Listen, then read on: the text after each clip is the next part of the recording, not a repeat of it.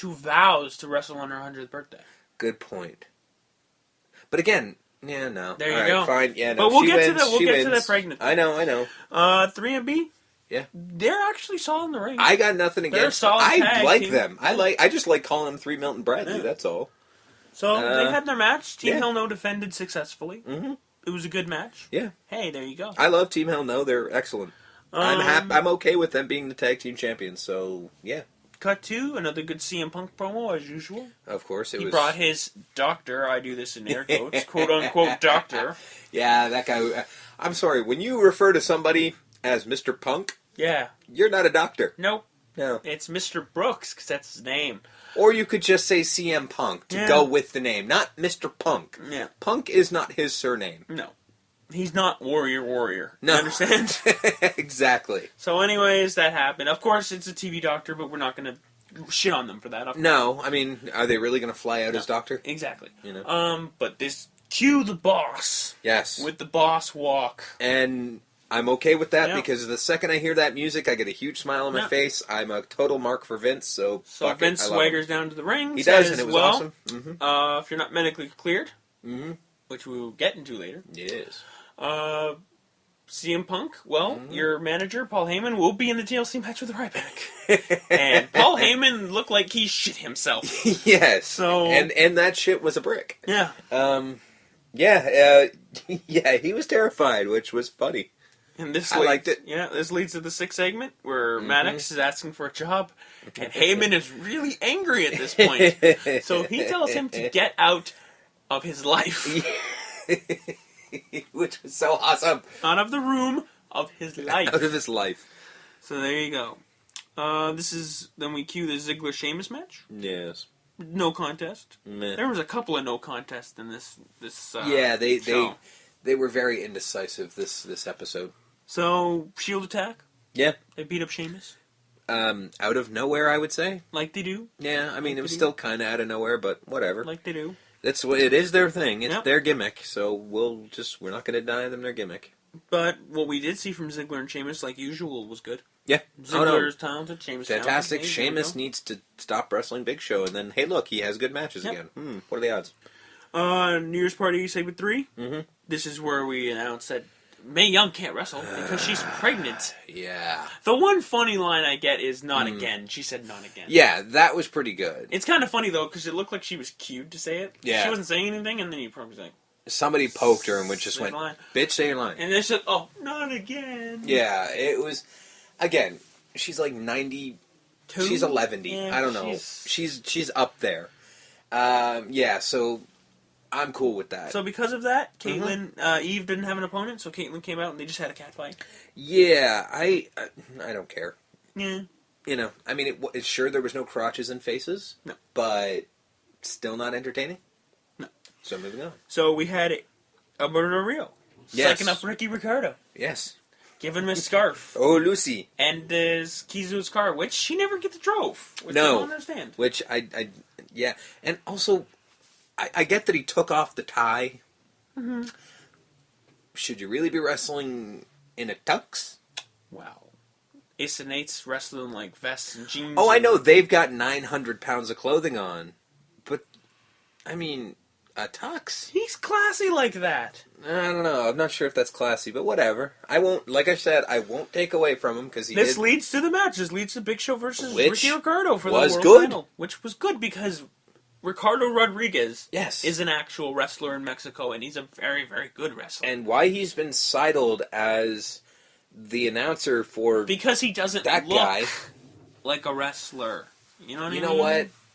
Vince needs to pull pull his are the head out of days his of ass. Mick Foley. Gone I are know. the days of Mick Foley and Nick Dinsmore and all those guys. Poor bastard. I mean, Christ, what happened to Dinsmore? He's fighting in Mexico somewhere. Yeah, because, you know, they appreciate talent. Yeah. Anyway. So, anyways, it was a good match. Yeah. For what it was. Mm-hmm. Of course, and then no contest because it's obviously going to lead to an Alberto Rio Big Show feud. Which I'd actually prefer to see Ricky Ricardo Big Show feud, but whatever. Well, would you really buy Ricardo Rodriguez beating Big Show for the World Heavyweight title? No, but it would be better matches than with Del Rio. Wow, we'll see. We haven't seen a full match. You can't say that. Lately, Del Rio has been nothing but Captain Botchfest. Yes, but it's what have you done for me lately, and we got to see. I know. I'm supposed to like who Vince tells me to. I get it. It's not like it's just you got to give him a chance in the ring versus Big Show because I don't think they've ever wrestled. They haven't. In a proper match. That I can remember, they haven't wrestled. So gotta give it. At least it's fresh. Yeah. And the only match of the night where the champion picked someone comparable. Mm-hmm. And what happened? Kofi Kingston lost the Intercontinental Championship to Wade Barrett, which was announced on Saturday. What?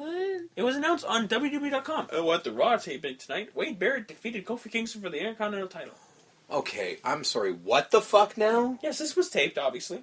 Yeah, we knew that, but I mean, they announced on WWE.com that this match's result. That's fucking idiotic. I guess it's to bring in viewers, but obviously it's not going to work. No, I mean, I'm sorry, but didn't they learn their lesson when they were fighting with WCW? Yeah. Announcing your shit doesn't always work. Yeah. Well, to be fair, spoilers for WWE's tapings are always online. I know that, but the average fan's not going to look it up on WWE.com. Yeah, exactly. You know what I mean? Yeah, if they want to find spoilers, you look at the dirt sheets and shit like that.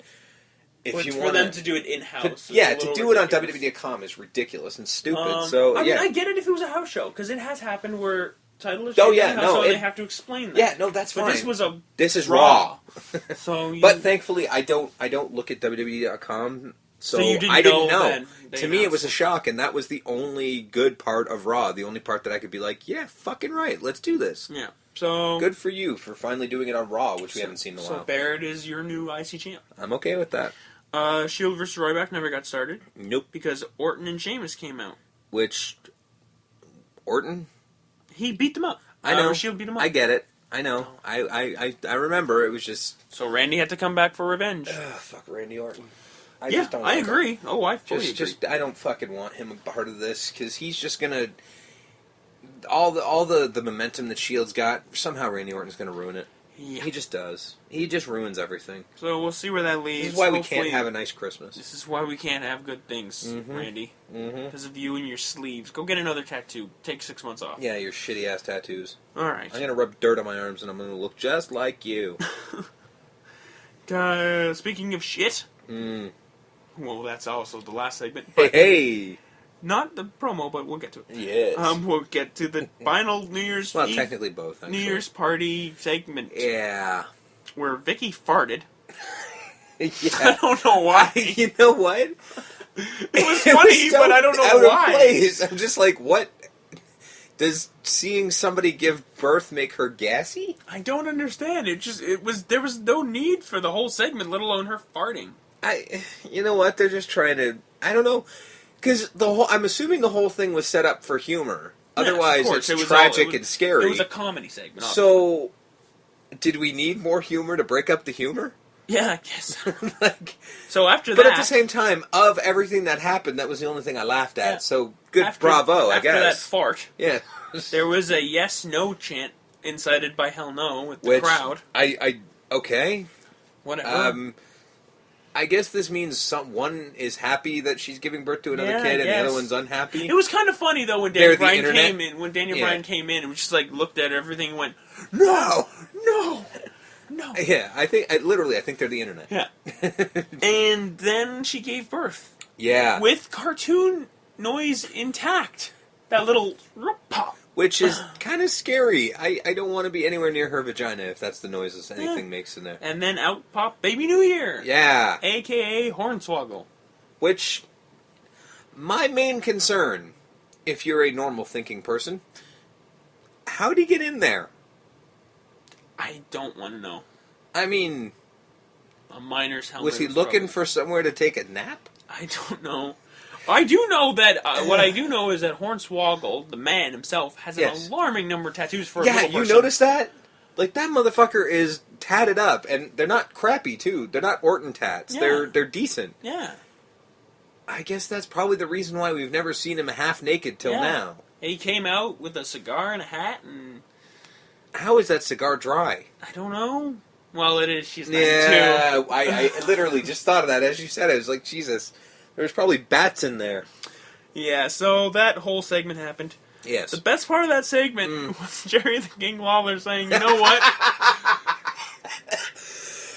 I'm dying now." Yeah, okay. in moments like this, I kind of wish the doctors in Canada didn't save my life."